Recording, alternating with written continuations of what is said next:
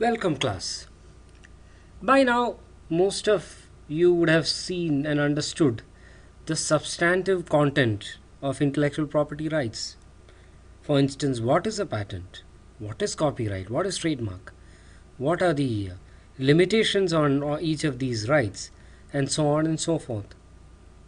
But it's one thing to understand the law from its substantive point of view, as in what the content of the law is, and quite another to understand the ways in which one can enforce these various rights conferred by the law.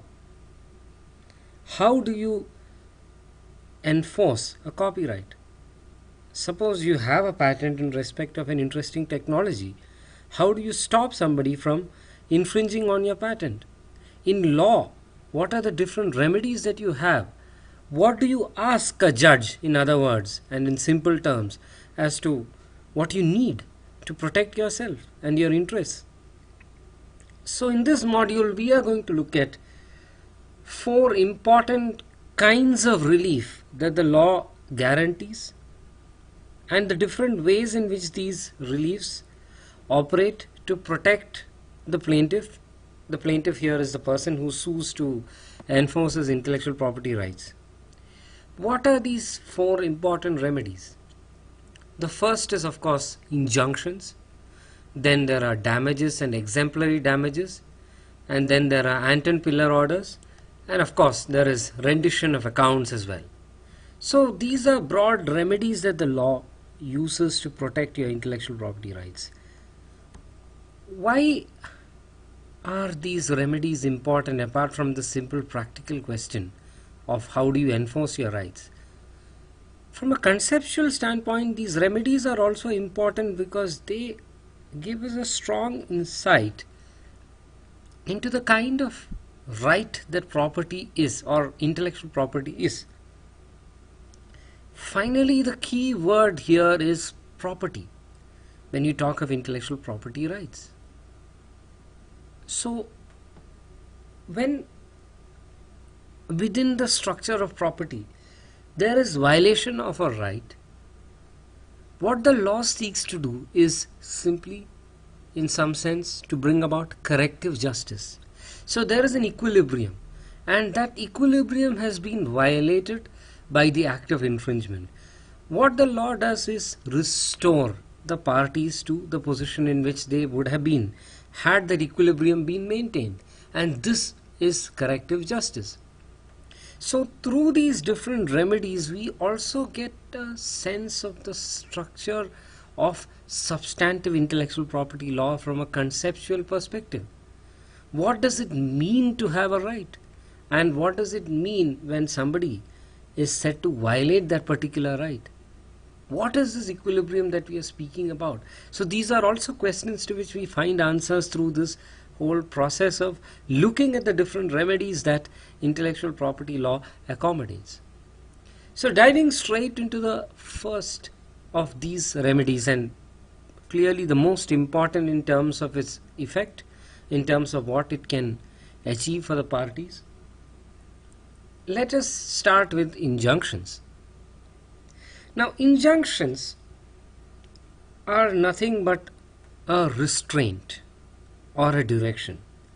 So they can either be a restraint, in which case they are prohibitory in content, or they can be a direction to do a positive act, in which case they are known as mandatory injunctions. Again, injunctions are granted both at the interim stage of the proceeding and as a matter of final relief. This requires a little bit of explanation, and which is what we are going to look into for the next couple of minutes. So, let us just use a hypothetical. A is a film producer. He has produced a film titled X. B, without taking A's permission, remakes film X in another language. Now the script in film X also has been assigned to A, so owner is A as far as both the script and the film are concerned. A files a suit against B. Now B's film, let's call it Z or Z, is currently under production. In fact, it's finished, completed the production and is in the post-production stage and is out for release in the next couple of weeks. But the trailers and the promotional material of the film is out. Watching all of that, A is certain that B has basically remade X and created Z. Now what does A do? Of course, A can file a civil suit, and that's what in most of these cases happen, at least at the level of civil remedies. So fine, A does file a suit. Now what does A ask? Obviously Z has not released yet, so there is no financial loss that A has suffered for the moment, except of course the loss that he would suffer simply because nobody else is going to acquire the remake rights for X in that particular language in which Z is being made. But more than that, A's huge concern is with the release of the film Z, because once Z comes out, that's when he's going to suffer this loss, the real financial loss that nobody else is going to take remake rights in respect of that film.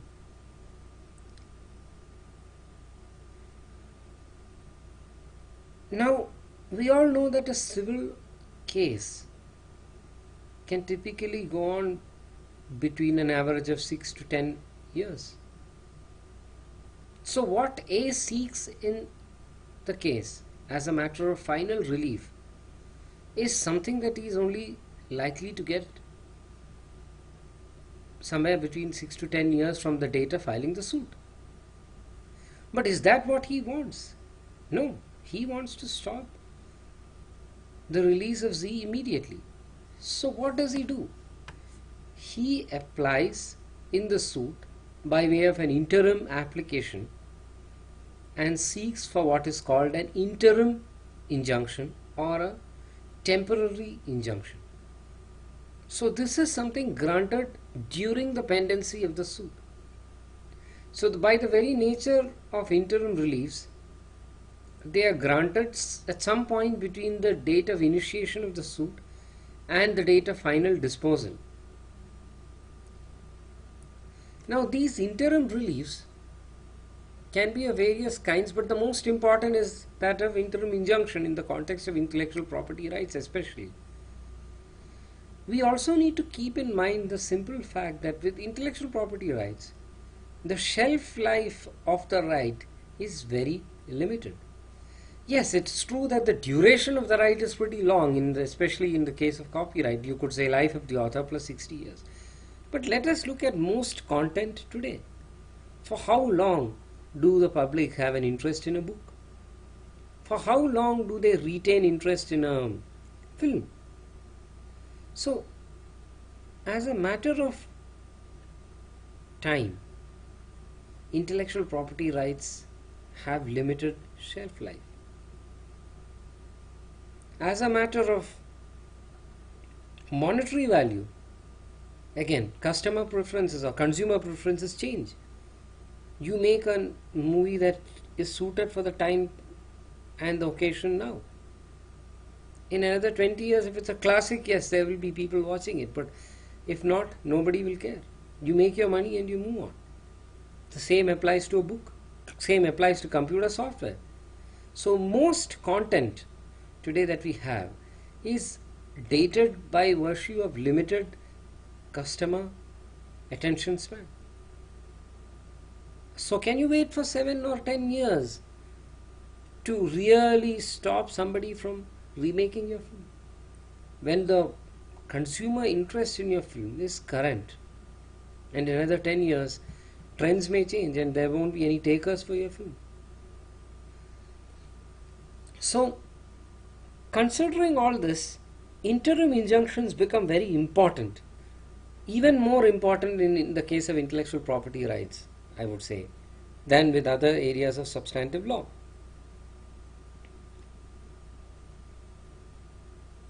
Now, in interim injunctions, as mentioned earlier, there are both prohibitory and mandatory injunctions, and we are going to look at both. But before we get into that, an important clarification is in order. When it comes to the substantive law governing permanent injunctions, we have to turn to the Specific Relief Act.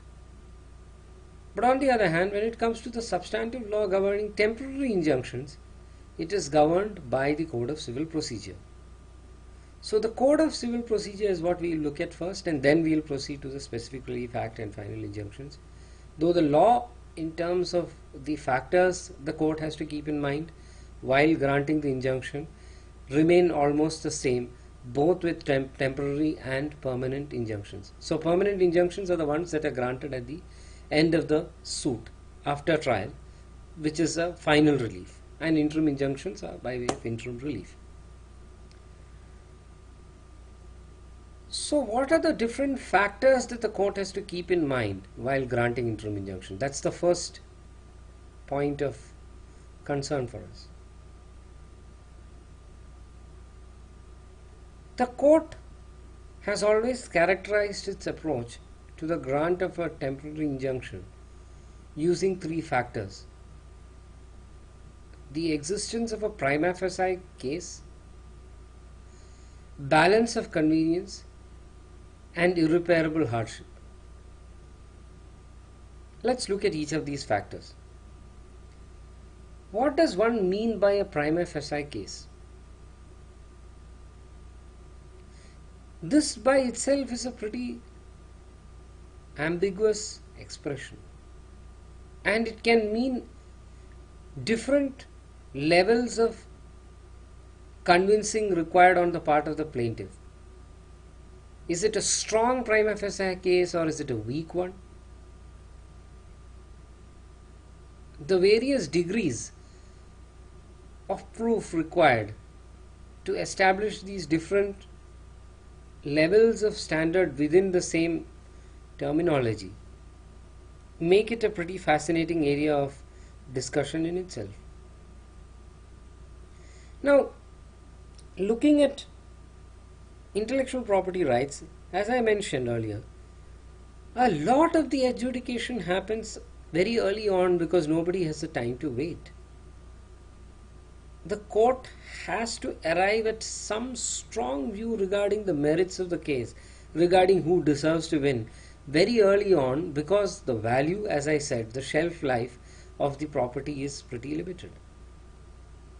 Moreover, if the court were to refuse to grant an injunction when there is already an intellectual property right vested with someone, that could result in the right itself being rendered absolutely redundant. So these are various factors that the court does keep in mind when considering the injunction application. And prima facie case, to that extent, is largely a strong prima facie case in the case of intellectual property rights, because the court has to strike a balance between, one, the interests of the intellectual property rights owner and ensuring that his property right is not rendered redundant, and two, that it is not a frivolous case and no defendant is put in a hapless position where he is unable to do something just because there is, on the face of it, an intellectual property right enjoyed by the plaintiff. So, coming back to our hypothetical, it is not enough for the court to arrive at a conclusion that there is copyright in respect of film X and which is enjoyed by A. The court will also have to arrive at some prima facie conclusion that the film Z is indeed a remake of film X. And this cannot be a weak indication, because by arriving at this conclusion, the court is almost going to restrain the release of film Z. And if it is doing so, it better be convinced, at least to a strong degree of certainty, before granting such an order. So, as far as the prima facie case is concerned, the court does normally prefer a strong showing of prima facie case, a strong showing of existence of the intellectual property right, and a strong showing of infringement of that right by the defendant. Of course, this will not be a watertight showing because the court does not have any of the evidence yet before it. It is only looking at affidavit evidence, conduct of the parties, and basing its judgment on that. The next part of the test is to look at the balance of convenience. Now, what really is the balance of convenience, or to be more correct in our characterization of this part of the test, balance of inconvenience? The real question here is who is inconvenienced more by the conduct of the other party, and who is inconvenienced less by the grant of the injunction or the refusal, as the case may be. So, in other words, you take the plaintiff, look at what hardship or inconvenience will be caused to the plaintiff where the injunction refused. Then take the defendant and look at the hardship caused to the defendant if the injunction were to be granted. You compare and contrast these. Again, look at the conduct of the parties. Look at who on balance has shown better conduct. So the most important part of this test is of course focused on the consequences, but the conduct is not immaterial. And why is this so? It is so because injunction has always been an equitable remedy. It works based on the equities of the case at hand. For instance, if A, in the hypothetical given here, was aware of B making Z for the past 6 months and did not approach court or contact B relating to the making of film Z, A decided to sit and wait and watch. This could result in a classic rent-seeking problem. When right at the last moment, when B is about to release his movie, A lifts his hand up and says, "Come on, look at me, I have got an intellectual property right here. But what were you doing for the last 6 months?" So delay can be an extenuating factor which can work in favor of the defendant, and the court may very well tell A that you didn't act at the right time. Or A were to approach the court without disclosing all the facts. For instance, the fact that there is no assignment of the script in favor of A by the script writer of film X is a factor that can heavily weigh against A, because he is then not the right owner at all.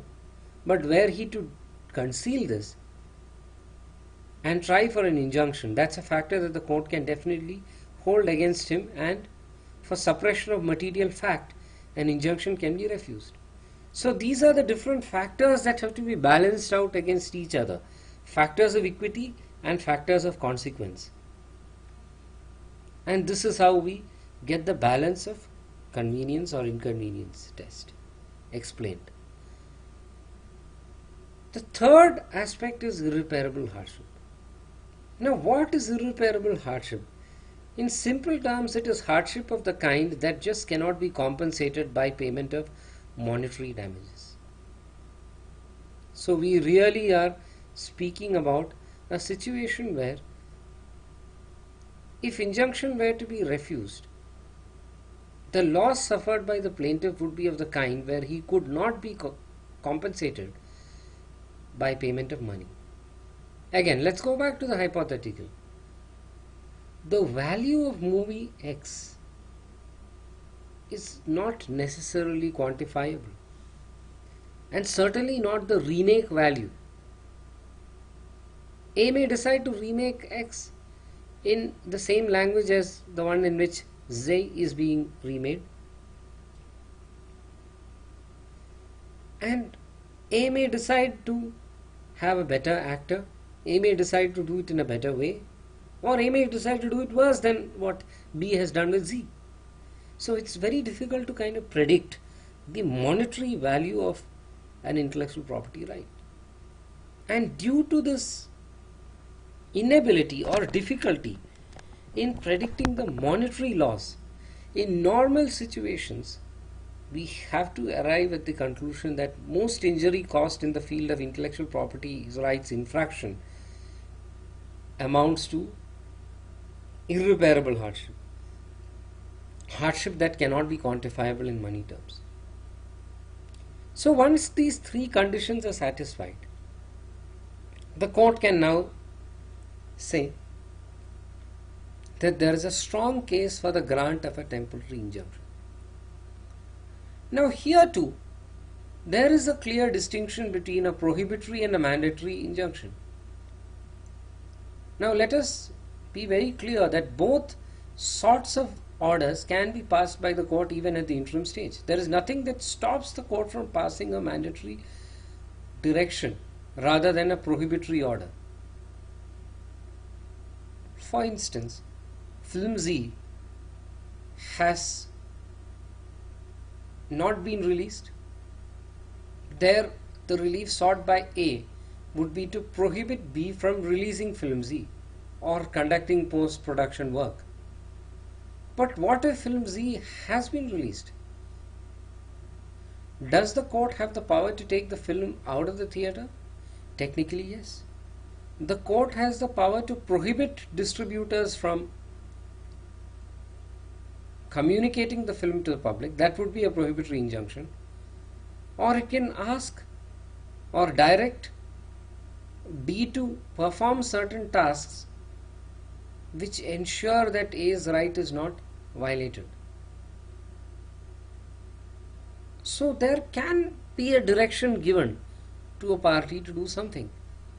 This is commonly done in the case of trademark violation, where two marks are identical or similar. The court feels that there is distinctive similarity, but it feels also that instead of prohibiting the party from using that mark, it can actually direct him to make a modification. The defendant can modify his trademark in such a way that it does not look distinctively similar to the mark of the plaintiff.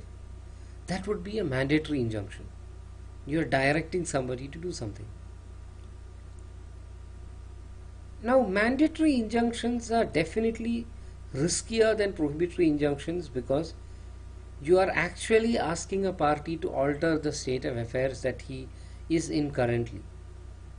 And when the court does so, it has been held through a spate of judicial pronouncements that it must be extra careful and it must look at a very strong prima facie case. Unless it is convinced that there is a very strong prima facie case, or a strong case rather, more than prima facie, a strong case that the plaintiff is entitled to this relief, unless that's shown, courts will be reluctant to grant the mandatory injunction. Before we move on to the next topic of damages, a quick word about the procedure once an ex parte injunction is granted. Now, an interim injunction can be granted even without hearing the other party, and that is called an ex parte injunction. Now, even among injunctions and ex parte injunctions, there is something called a key timet injunction. It's spelled as QUIA space TIMET. A key timet injunction is where no real damage has occurred yet, but there is an apprehension of damage or injury. The hypothetical mentioned through this lecture is an example of a key timet injunction being sought. Now, in some cases, the party may be of the fear that if the other side, that is the defendant, is aware of the litigation against him, he is going to release the film in advance and thereby ensure that an injunction does not fall to be of any great effect. In order to get over this it is open to the plaintiff to move the court without notice to the defendant. And the court can indeed grant an injunction without hearing the defendant. But in a situation like this, it is imperative on the part of the plaintiff to intimate the defendant of the order of injunction within a period of 24 hours from the date of grant. And the defendant then has the right to move the court to vacate the ex parte injunction. So ex parte injunctions are granted on standards pretty much similar to the grant of a normal interim injunction where both parties are heard, but with the additional caveat that the plaintiff has to intimate the defendant of the order in question within a period of 24 hours along with a copy of the typeset of papers in the case. Now we can proceed to a consideration of the other remedies that are sought in the case of intellectual property rights infringement. The most important of these is, of course, damages.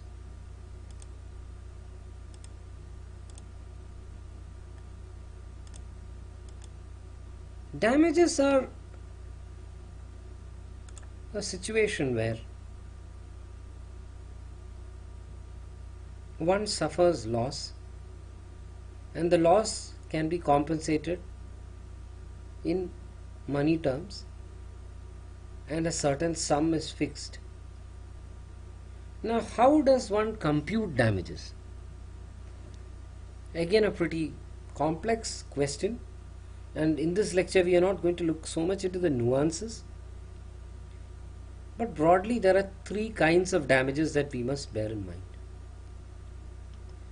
The one most common is normal damages, where the attempt of the court is only to put the parties back into the position in which they would have been had the infringement not occurred in the first place. So here again, the court can either compute the loss suffered by the plaintiff and ask the defendant to pay that loss, or it can even look into the profit gained by the defendant as a result of the infringement and direct the defendant to keep an account of its profits and in the ultimate analysis compute the same, and based on the choice exercised by the plaintiff, either grant compensation for the losses suffered by the plaintiff or direct passing over of a percentage of the profits earned by the defendant. So the latter kind of relief is basically called rendition of accounts. So in many cases the court, even at the interim stage, and largely in cases where it is not fully convinced that granting an injunction would be fair to the defendant, as in it has its doubts as to whether such grant of an injunction would be fair at all. In such cases the court can, and the court does, still give some relief to the plaintiff by way of directing the defendant to maintain accounts.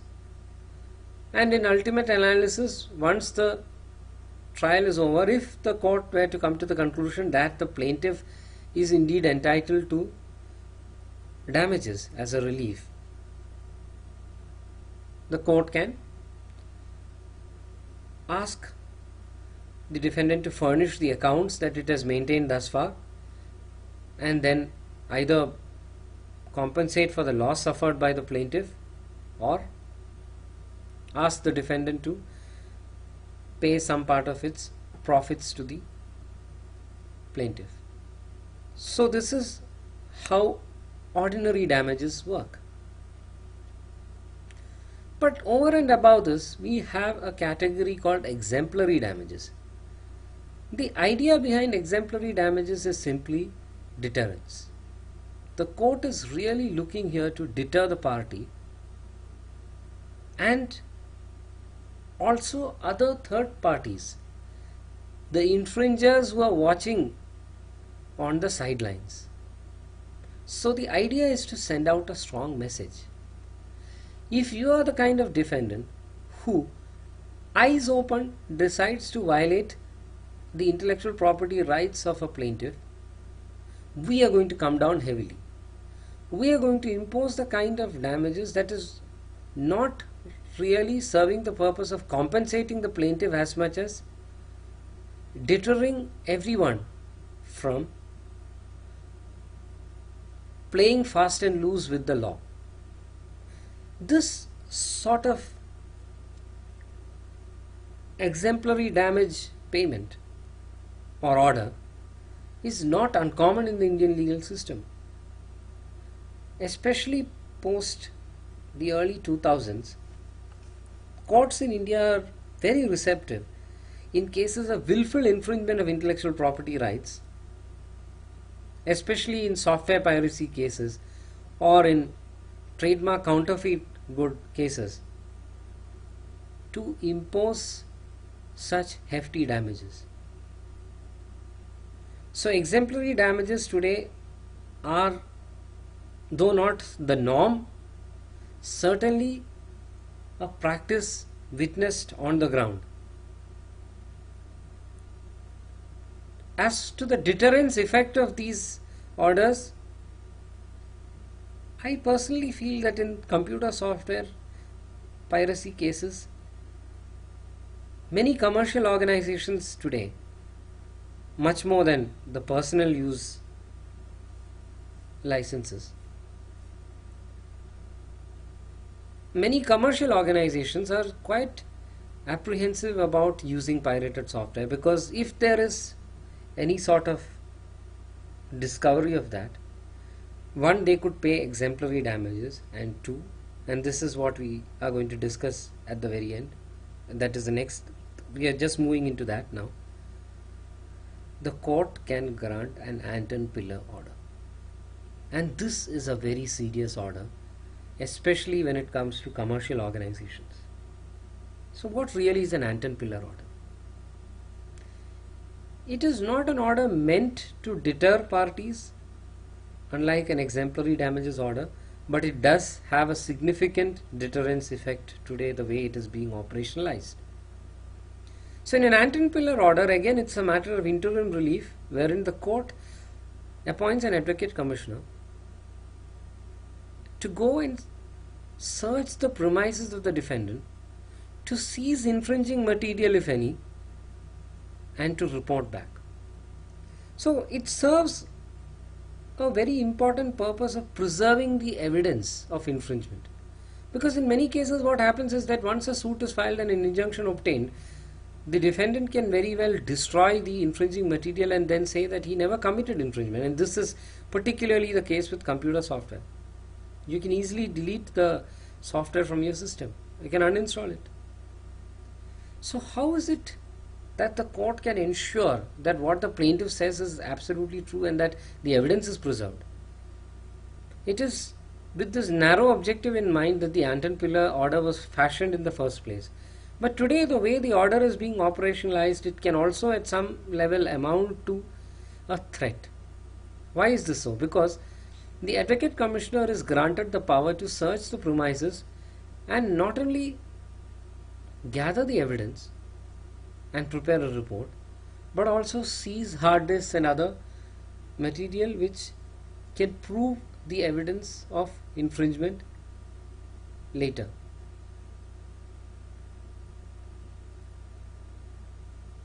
As a result, the entire business of the infringer or alleged infringer can be put to a standstill. and there is therefore the large apprehension and threat that